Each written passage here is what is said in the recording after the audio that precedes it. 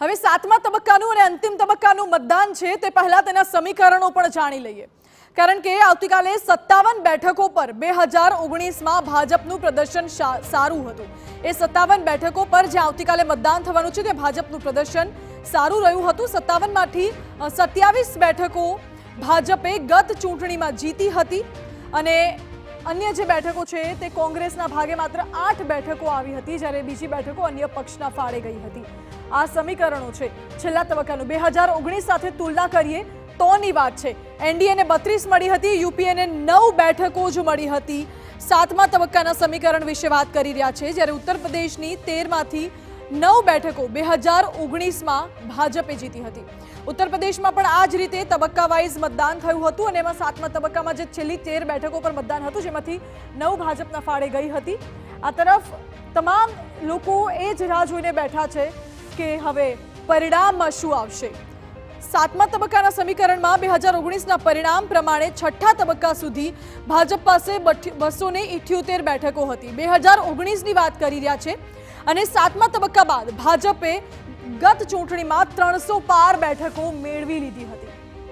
એટલે ગત ચૂંટણીમાં સાતમો તબક્કો ભાજપ માટે મહત્વનો સાબિત થયો। આ વખતે ભાજપનું લક્ષ્ય 370 થી વધુ બેઠકો જીતવાનો છે। ગત વખતની વાત કરી છઠ્ઠા તબક્કા સુધી 278 બેઠકો ભાજપ પાસે આવવાનું અનુમાન હતું અને ભાજપે 300 પાર જીત્યું હતું। આ વખતે ભાજપનું લક્ષ્ય 370 પાર જવાનું છે। એનડીએ માટે સૂત્ર અપાયું છે કે અબકી બાર 400 પાર, જ્યારે ભાજપનું લક્ષ્ય 370 પાર જવાનું છે। હવે ભાજપ પોતાનું લક્ષ્ય કેવી રીતે સાકાર કરે છે, બેઠકો ઉપર પોતાનો ગેઇન કેવી રીતે કમાવે છે, એ જોવું રસપ્રદ બની રહેવાનું છે। શું અન્ય પાર્ટીઓની જે બેઠકો છે તે બેઠકો ભાજપ તોડશે, ભાજપ પોતાના ફાળે આ બેઠકો લાવી શકશે કે પછી અન્ય પક્ષ ઇન્ડિયા ગઠબંધન બાજી મારી જશે? આ તમામ સવાલોનો જવાબ આવશે 4 જૂને।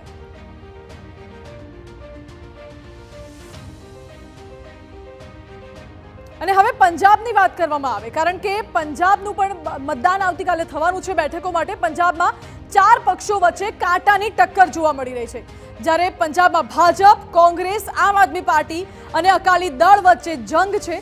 કોંગ્રેસ અને આમ આદમી પાર્ટીનું પંજાબમાં ગઠબંધન નથી, કારણ કે પંજાબમાં આમ આદમી પાર્ટીની સરકાર છે।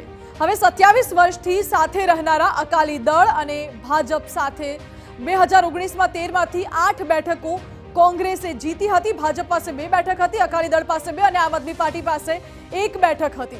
19ની વાત કરી રહ્યા છે। પંજાબમાં કોંગ્રેસના જૂના દિગ્ગજોએ પક્ષ છોડી દીધો છે। આ વખતે પંજાબના સમીકરણો બદલાઈ ગયા છે। પંજાબની તમામ 13 બેઠકો પર મતદાન થવાનું છે આવતીકાલે સાતમા તબક્કામાં અને 4 પક્ષો વચ્ચે કાંટાની ટક્કર જોવા મળી રહી છે। પંજાબમાં વિધાનસભાની વાત કરવામાં આવે તો સ્ટેટ વાઇઝ પંજાબમાં સરકાર આમ આદમી પાર્ટીની છે, એટલે આપ અને કોંગ્રેસ વચ્ચે ગઠબંધન નથી થયું। બાકી દેશના અન્ય રાજ્યોમાં આપ અને કોંગ્રેસ ઇન્ડિયા ગઠબંધન હેઠળ ગઠબંધન કરી રહ્યા છે। 27 વર્ષથી અકાલી દળ અને ભાજપ પણ સાથે નથી, એટલે પંજાબમાં આપ, કોંગ્રેસ, અકાલી દળ અને ભાજપ આ 4 પક્ષો એકલા હાથે ચૂંટણી લડી રહ્યા છે।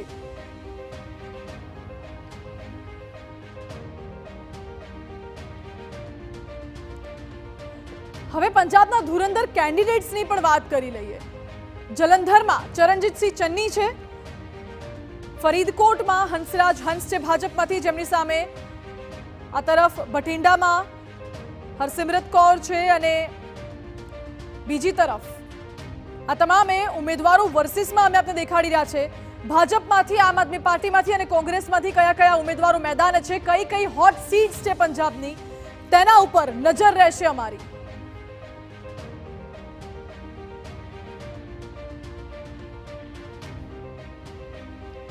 અને હવે જ્યારે ચૂંટણી સમીકરણોની જ વાત થતી હોય ત્યારે દેશના સૌથી મોટા રાજ્યની પણ વાત કરી લઈએ।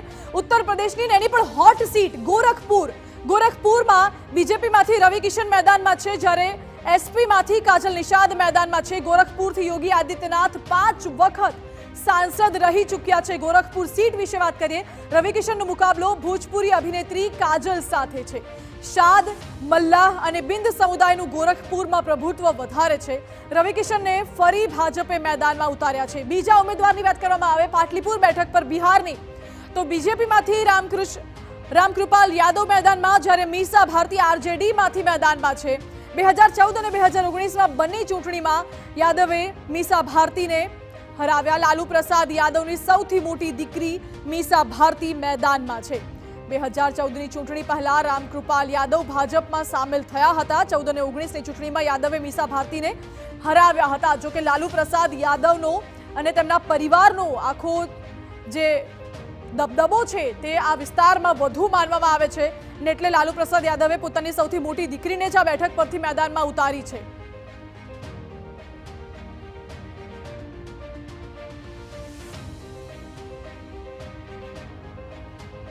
અને હવે વાત કરવી છે સૌથી મોટી બેઠક જેના પર આખા દેશની નજર છે કે વડાપ્રધાન નરેન્દ્ર મોદી કઈ બેઠક ઉપરથી ચૂંટણી લડી રહ્યા છે। તો સાંભળો, વડાપ્રધાન સૌથી વીઆઈપી બેઠક ગણાતી વારાણસી બેઠક પરથી ચૂંટણી લડી રહ્યા છે। બીજેપીમાંથી નરેન્દ્ર મોદી 2014માં નરેન્દ્ર મોદીને વારાણસીમાં 56.37% મત મળ્યા હતા, જ્યારે અરવિંદ કેજરીવાલે 20.30% મત સાથે અરવિંદ કેજરીવાલ પરાજિત થયા હતા। 2019માં 63.6% મત સાથે બીજી વાર નરેન્દ્ર મોદી વિજય બન્યા હતા, જ્યારે તેમની સામે શાલિની અગ્રવાલ હતા જે 18.4%ના મત સાથે હારી ગયા હતા। આ વખતે કોંગ્રેસમાંથી અજય રાય વડાપ્રધાનની સામે મેદાનમાં છે।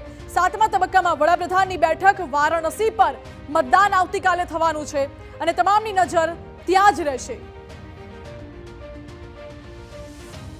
અને હવે વાત કરવી છે અભિનેત્રી કંગના રનૌત વાળી બેઠક, મંડી બેઠક હિમાચલ પ્રદેશની, જ્યાંથી કંગના રનૌત પહેલી વખત ચૂંટણી લડી રહ્યા છે। બીજેપીમાંથી કંગના રનૌતને ટિકિટ મળી છે, જેમની સામે કોંગ્રેસમાંથી છે વિક્રમાદિત્ય સિંહ।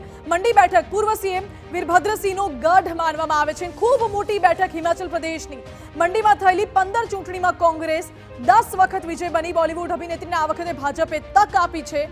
કંગના રનૌતનો જે જાબાઝ અંદાજ છે તે અંદાજ પણ લોકોને પ્રભાવિત કરતો હોય છે। કંગનાનો સામનો પૂર્વ સીએમના પુત્ર સાથે થઈ રહ્યું છે। મંડી બેઠક પૂર્વ સીએમ વીરભદ્રસિંહનો ગઢ ગણાય છે અને તેમના પુત્ર છે વિક્રમાદિત્ય સિંહ।